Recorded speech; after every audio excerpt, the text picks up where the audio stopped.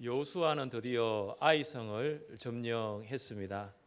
비록 한 번의 실패가 있었지만 여호수아는 포기하지 않고 하나님께서 주신 전략에 순종하여 승리를 거두게 되었습니다. 여리고 성의 승리 이후 잠시 멈추었던 승리가 다시 시작하게 된 것입니다. 그러나 여호수아는 아이성을 점령하고 난 다음에 나머지 가나안에 있는 성읍들을 공격하는 것을 하지 않았습니다. 여리고성 승리 이후에 여호수아는 승리의 기쁨에 도취된 적이 있습니다. 그래서 교만하고 자만하여져서 아이성 1차 공격에는 실패하게 되었습니다. 그러나 여호수아가 다시 아이성을 2차 공격하고 난 다음에는 그는 승리의 기쁨에 도취되지 않았습니다. 신자가 이 승리의 기쁨에 도취되면 교만과 자만에 빠져 하나님의 은혜를 잊을 수가 있습니다. 여호수아는 아이성과의 전쟁에서 승리한 것이 하나님의 은혜라는 것을 알았습니다. 하나님께서 말씀하신 복병 전략을 들을 수 있었던 것도 은혜요, 그 전략을 실행하기 위하여 최선을 다해 준비할 수 있었던 것도 은혜였습니다. 여호수아는 하나님의 은혜를 잊지 않았습니다. 우리는 지난 한 주간 세상 속에 살아가면서 영적인 전투에서 승리하였습니다. 이 승리하게 된 것도 하나님의 은혜인 줄 믿습니다. 우리 자녀들이 이제 새 학기를 맞이하여서 또 한 학년씩 진급하고 또 다른 학교에 진학하게 된 것뿐만 아니라 우리 배우자들과 또 우리 자녀들이 좋은 직장에 취업하게 된 것도 하나님의 은혜입니다. 배우자가 직장에서 승승장구하고 이런 불경기 가운데서도 회사와 가게가 잘 될 수 있는 것도 하나님의 은혜입니다. 우리는 이 모든 것이 우리의 힘으로 이루어졌다라고 생각하는 순간 교만하고 자만하게 됩니다. 하나님의 은혜를 잊지 마십시오. 특히 우리가 잘 되고 난 다음에, 성공하고 난 다음에 기쁨에 도취되어 있을 때 하나님의 은혜를 망각하지 말아야 합니다. 하나님의 은혜를 잊지 않기 위해서 우리가 어떻게 하면 될까요? 첫째, 우리는 은혜에 반응해야 합니다. 본문 30절은 그때에라는 단어로 시작을 합니다. 그때는 언제입니까? 여호수아와 이스라엘 백성들이 아이성 전쟁에서 승리했을 때입니다. 그런데 여호수아는 걸어서 이틀이나 걸리는 에발산까지, 여호수아하고 이스라엘 백성들이 걸어 에발산까지 갔습니다. 아이성 전쟁을 끝내고 지치고 피곤할 법도 한데 여호수아와 이스라엘 백성들이 왜 에발산까지 갔을까요? 모세가 명령했기 때문입니다. 너희는 요단을 건너거든 내가 오늘 너희에게 명령하는 이 돌들을 에발산에 세우고 그 위에 석회를 바를 것이며, 여호수아는 모세의 명령을 구체적으로 현실화시켰습니다. 여호수아는 가나안 족속들과 싸워 가나안 땅을 정복하는 일에 몰두한 것이 아니라 모세가 명령한 그 내용을 행동으로 실천한 것입니다. 여호수아는 모세 오경 중에 신명기에 기록된 새 연장으로 다듬지 않은 돌을 가지고 제단을 만들었습니다. 왜 다듬지 않는 돌이어야 할까요? 우리가 생각하기에는 연장으로, 정과 망치로 다듬으면 하나님 앞에 제사 드릴 수 있는 네모 반듯한 제단이 만들어질 것이고, 외형적으로 네모 반듯한 것이 보기에도 훨씬 좋을 것 같습니다. 하나님께서는 모세에게 제단에 대해 이렇게 말했습니다. 내가 내게 돌로 제단을 쌓거든 다듬은 돌로 쌓지 말라. 내가 정으로 그것을 쪼면 부정하게 함이니라. 돌을 다듬기 위해서는 기술이 필요합니다. 저 같은 사람 정하고 망치 준다고 해서 돌을 다듬을 수 있는 것이 아닙니다. 자연석을 다듬기 위해서는 기술이 필요한 것이죠. 그런데 이스라엘 백성들은 이런 기술이 없습니다. 그러면 배워야 합니다. 돌을 다듬는 기술을 배워야 합니다. 누구한테 배워야 할까요? 가나안 사람들에게 배워야 합니다. 가나안 사람들로부터 돌을 다듬는 기술을 배우면 자연스럽게 가나안의 물질 문명이 이스라엘에 들어오게 될 것이고, 특히 가나안 사람들이 섬기고 있는 우상들이 이스라엘에 침투하게 될 것입니다. 그러면 시작은 돌을 다듬는 것이었습니다. 하나님 앞에 제단을 만들기 위해 돌을 다듬는 것이 시작이었는데, 결국은 마음이 하나님으로부터 멀어지게 되는 것입니다. 여러분, 하나님을 향한 마음이 멀어져 버렸는데 하나님께 제사 드릴 그 네모 반듯하고 아름다운 제단, 그렇게 필요가 있을까요? 그래서 하나님께서는 다듬지 말고 그냥 있는 돌 그대로, 자연석 그대로를 가지고 예배하라는 것입니다. 요즘 건축되는 예배당, 교회 건물들을 보면 굉장히 첨단 공법과 기술을 동원하여 건물을 올립니다. 실내 인테리어, 특별히 보면은 화려함의 극치를 치닫고 있습니다. 그래서 어떤 교회는 건물도 공사비가 많이 들어가지만 안에 실내 인테리어가 공사비보다 더 많이 들어간다라고 합니다. 예배에 있어서 중요함이 무엇일까요? 예배당의 화려함일까요? 하나님을 향한 예배자의 마음입니다. 예배당의 화려함에 압도되어 하나님을 향한 마음이 흐트러질 수 있기 때문입니다. 하나님께서 원하시는 예배는 어떤 예배일까요? 같이 한번 읽어봅시다.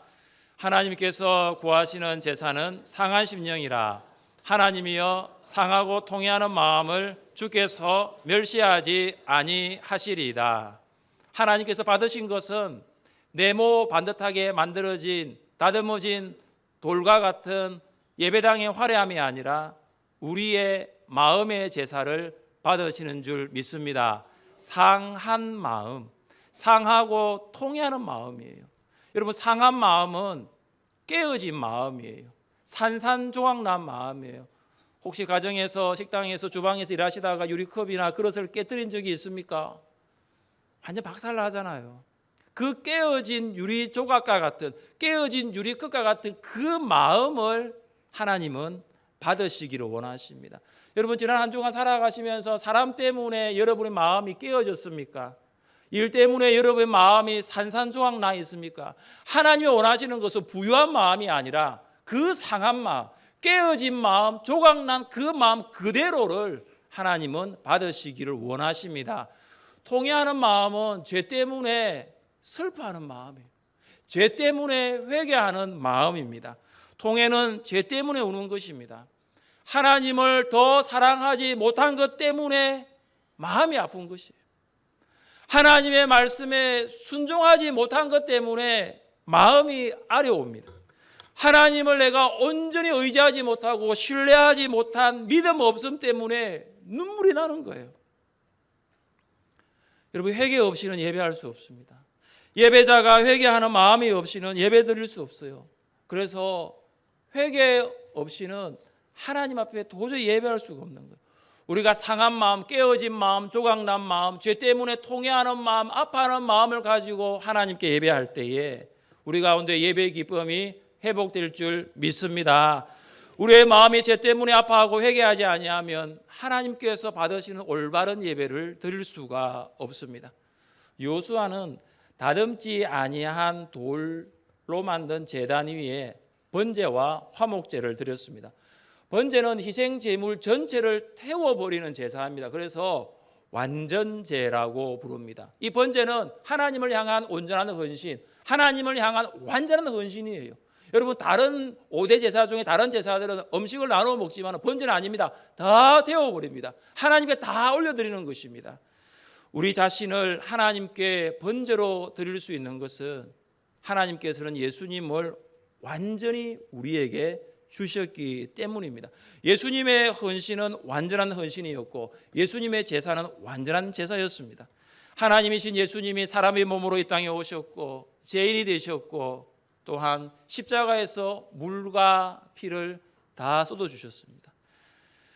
여호수아가 드린 제사 중에 하나는 화목제입니다. 이 화목제는 예배자와 하나님 사이의 관계가 회복되는 것입니다.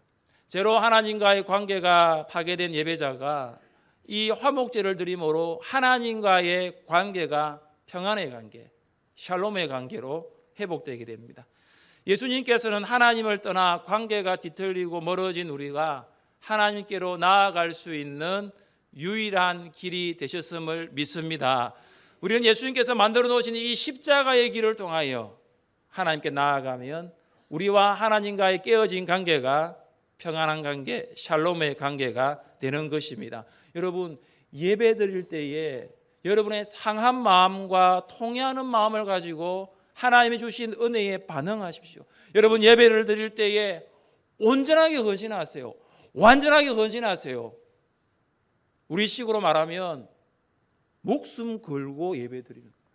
내가 오늘 드리는 3월 11일 이 예배가 내 인생의 마지막 예배가 될 수 있다라고. 오늘 드리는 이 예배가 내가 하나님 앞에 마지막 드리는 예배가 될 수 있을 수도 있습니다. 그래서 온전히 드리는 거예요. 완전히 드리는 거예요. 하나님, 제가 예배 가운데 하나님 나올 수 없지만은 예수님의 십자가의 공로 의지하여 하나님과 이거 깨어진 관계가 이 예배를 통하여 회복되게 될 줄 믿습니다. 그 마음을 가지고 하나님의 은혜에 반응하는 것입니다. 여러분, 그렇게 예배드리면 하나님께서 우리에게 주신 은혜 잊지 않게 될 줄 믿습니다. 하나님께서 주신 은혜를 잊지 않기 위해서는 두 번째, 우리는 마음판에 말씀을 새겨야 합니다. 여호수아는 하나님께 번제와 화목제를 드린 후에 여호수아는 모든 백성이 보는 앞에서 모세의 율법을 돌에 기록했습니다. 모세의 율법이 기록된 돌이 어떤 돌입니까? 32절 같이 한번 읽어봅니다. 32절입니다. 여호수아가 거기서 모세가 기록한 율법을, 여기 보시면 그 돌이라고 합니다. 그 돌입니다. 어떤 돌입니까?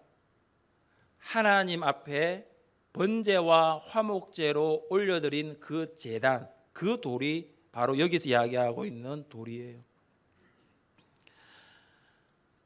아무리 큰 돌이라도 모세의 모든 율법은 기록할 수 없을 것입니다.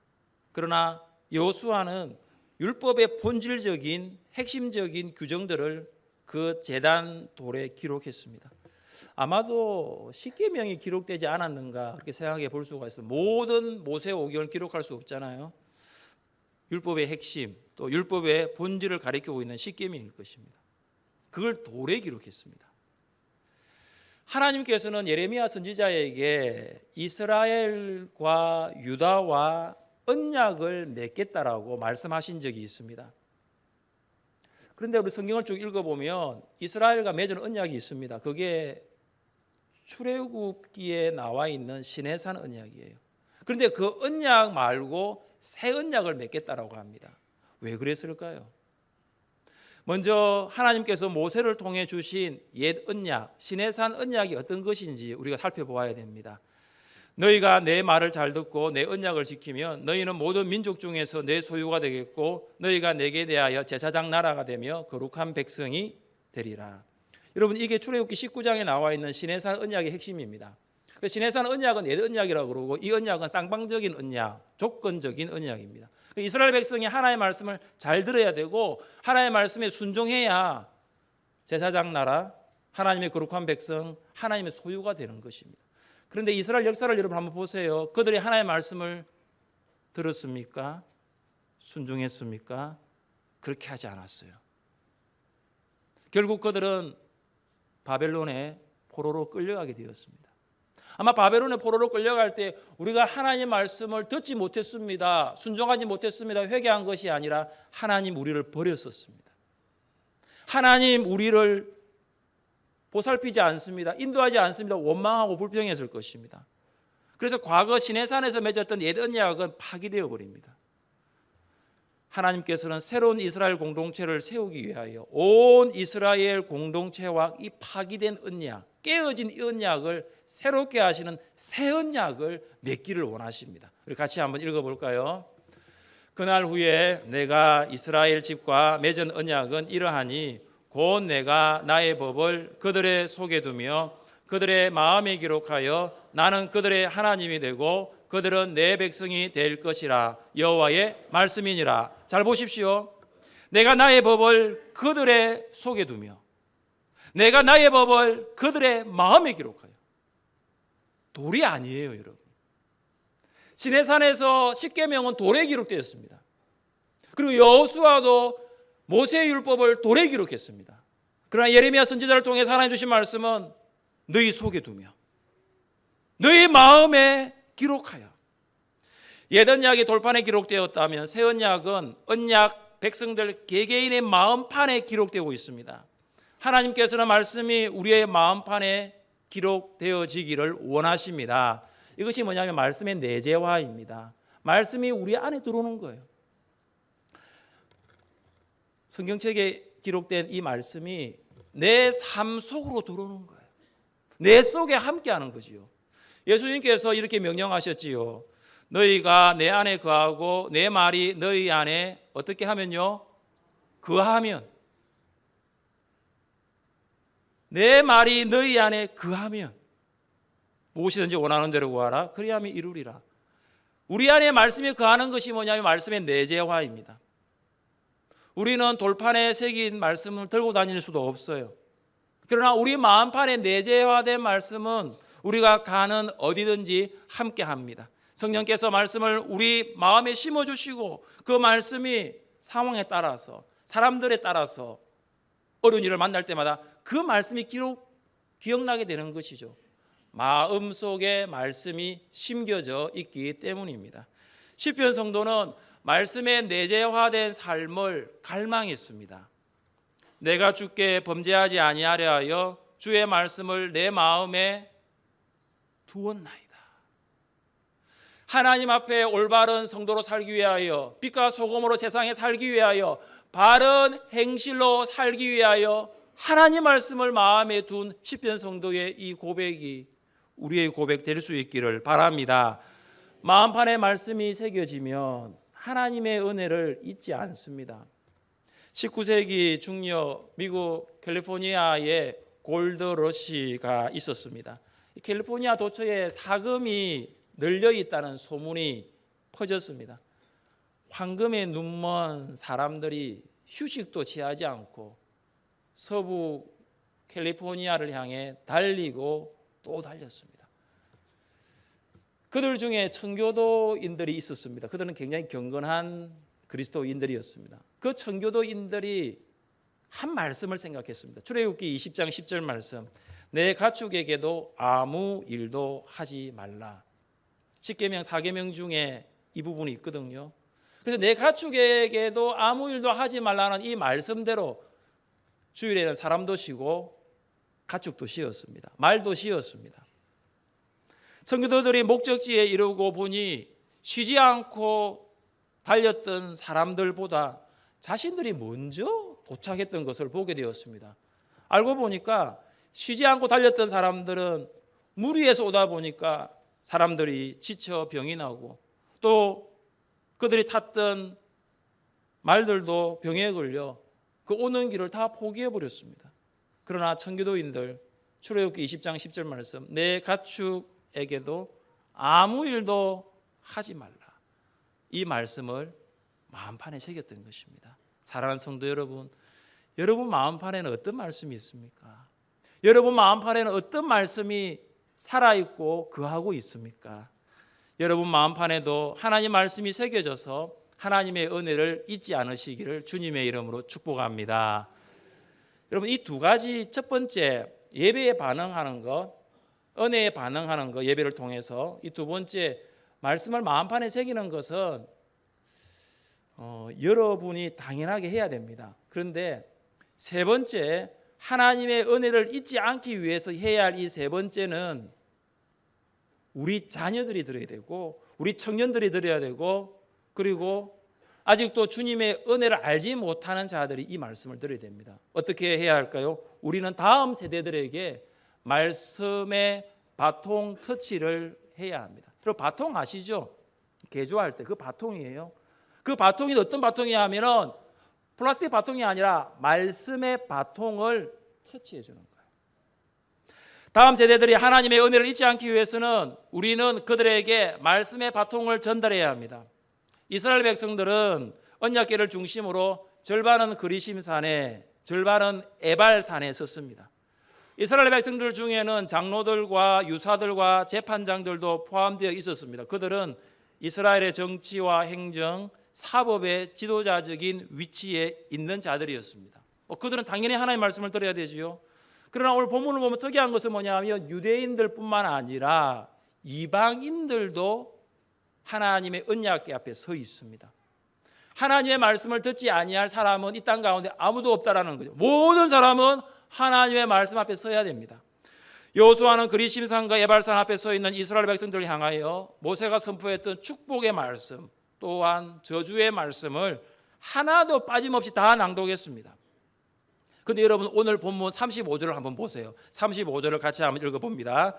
모세가 명령한 것은 여호수아가 이스라엘 온 회중과 여자들과 아이와 그들 중에 동행하는 거류민들 앞에서 낭독하지 아니한 말이 하나도 없었더라. 이스라엘의 인구조사를 하면은 여자와 아이들은 배제가 되지요. 남자들만 들어갑니다. 그러나 인구조사에 배제된 여자들뿐만 아니라 그들의 자녀들까지 하나님 말씀을 다 듣게 되었습니다. 여호수아가 모든 율법의 말씀을 모든 이스라엘 백성, 특별히 자녀들까지 아이들까지 들을 수 있도록 낭독한 이유가 무엇일까요? 다음 세대들이 하나님의 말씀대로 살아가기 위해서입니다. 앞으로 그들이 살아가야 할 땅이 가나안의 우상들이 만연해져 있는 가나안 땅이기 때문입니다. 하나님 말씀이 없이는 하나님 예배할 수도 없고 섬길 수 없을 뿐만 아니라 하나님의 뜻대로 살아갈 수 없다는 것을 여호수아가 인지했던 것이죠. 여호수아가 생존하기까지 여호수아 당대의 장로들은 또 백성들은 여호와를 잘 섬겼습니다.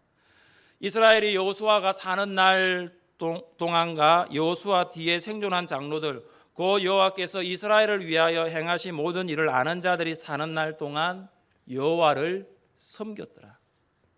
여호수아는 자기와 함께했던 장로들, 지도자들에게 말씀의 바통은 잘 전달했습니다.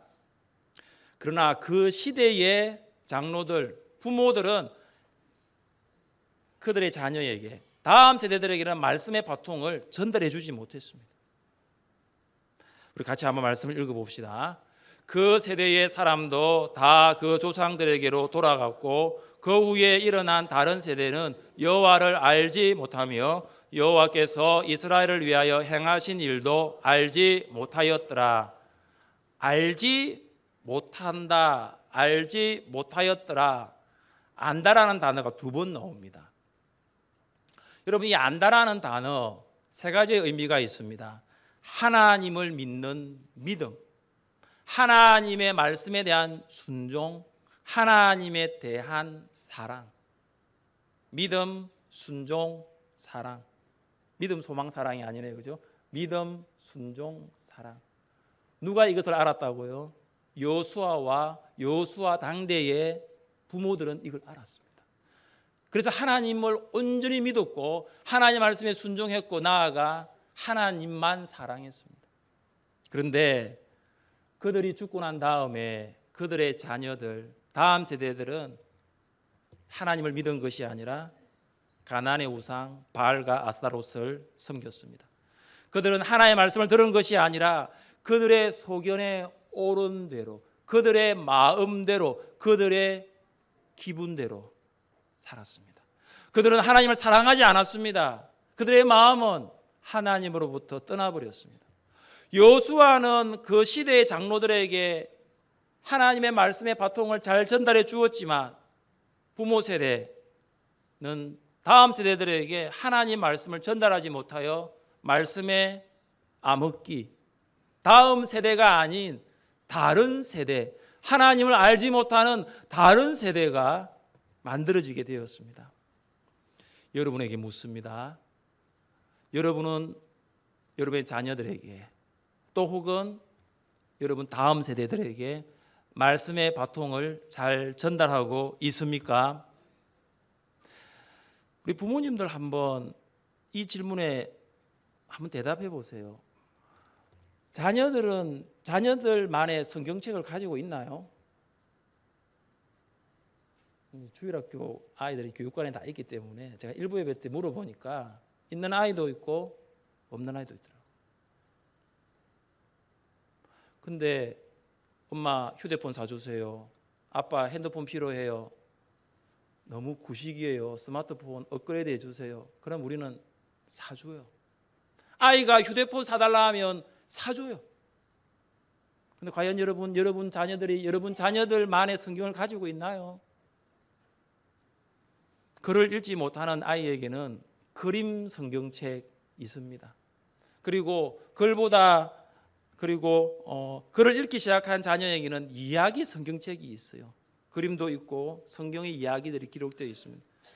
그리고 혹시 영어를 읽을 수 있는 자녀들은 영어 성경책도 있습니다. 나이에 맞게, 연령에 맞게 성경책이 너무나 많습니다. 여러분, 자녀들이 휴대폰 사달라고 하면 우리 너무 잘 사주잖아요.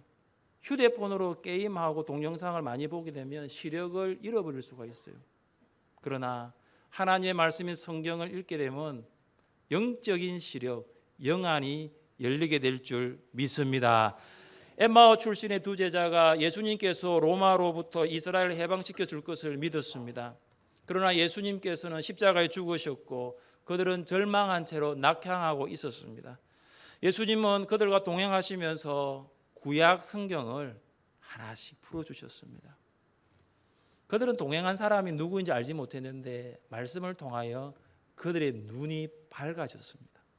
그들과 함께한 그분이 바로 예수 그리스도, 구약에 그렇게 예언된 메시아임을 알게 된 것입니다. 말씀을 들으니 눈이 열리는 것입니다. 말씀은 영적인 눈을 열리게 해줍니다. 여러분의 자녀들은 여러분의 믿음을 개성할 수 있습니까? 여러분의 사후, 여러분의 자녀들은 여러분을 위하여 하나님께서 일하신 것을 기억하며 하나님을 섬길 수 있을까요? 우리 주일학교의 자녀들은 우리의 믿음을 개성할 수 있을까요? 한 세대가 30년입니다.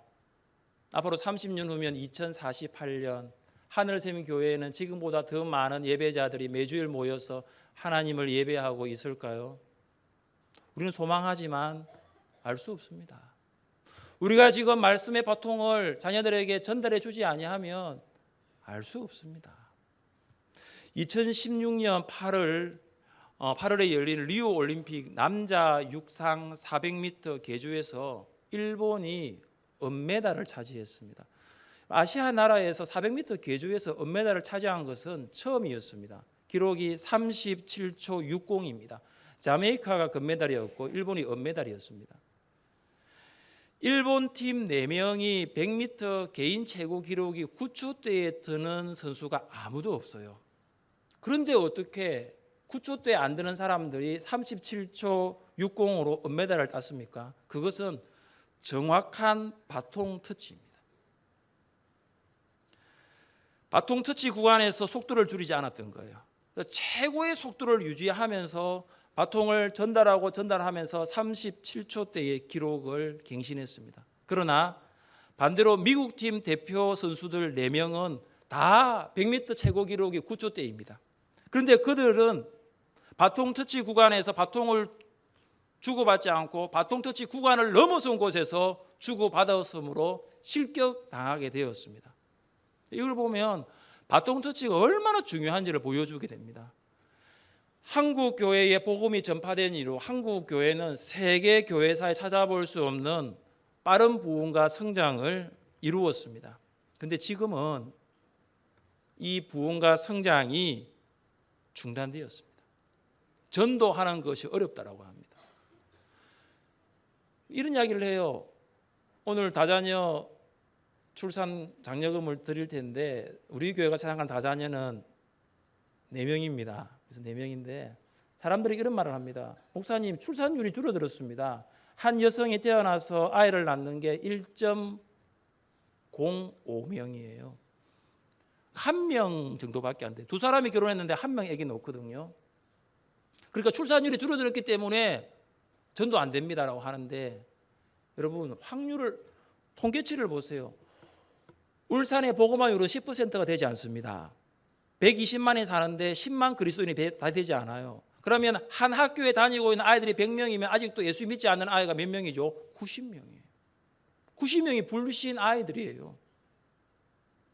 출산율이 줄어들었다고 예수 믿는 사람들이 늘어난 것이 아니에요. 더 줄어들었다는 것이에요. 우리가 믿고 있는 말씀을 우리 다음 세대들에게 이어주는 말씀의 바통 터치를 잘 해야 합니다.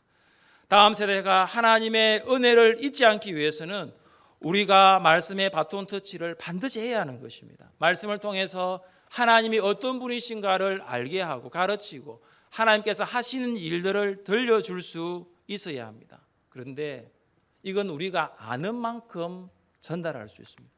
부모가 하나님을 아는 만큼, 부모가 하나님께서 내 인생 가운데 어떠한 일을 했는지 경험한 만큼 전달해 줄 수 있습니다.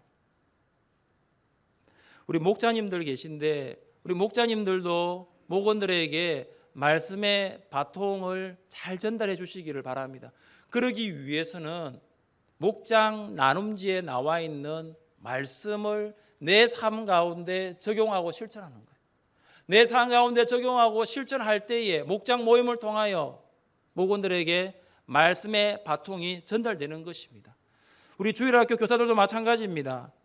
공과 준비를 주일날 아침에 교육자 설교 들으면서 준비하는 것이 아니라 월요일날 설교 공과를 준비하는 거죠. 한 주간 내가 공과 따라 한번 살아보는 거예요. 기도하는 거예요. 사랑하는 거예요. 전도하는 거예요. 용서하는 거예요. 내가 살아보고 난 다음에 아이들 앞에서 말씀을 가르칠 때에 말씀의 바통이 전달되는 것입니다. 하나님의 은혜를 잊지 않기 위하여 예배에 우선순위를 두고 예배의 은혜로 반응할 수 있기를 바랍니다. 하나님의 은혜를 잊지 않기 위하여 먼저 말씀을 마음판에 새기고 다음 세대들에게 말씀의 바통을 전달해 줄 수 있기를 바랍니다. 이러한 은혜가 한 주간도 여러분의 삶 가운데 함께 하시기를 주님의 이름으로 축복합니다.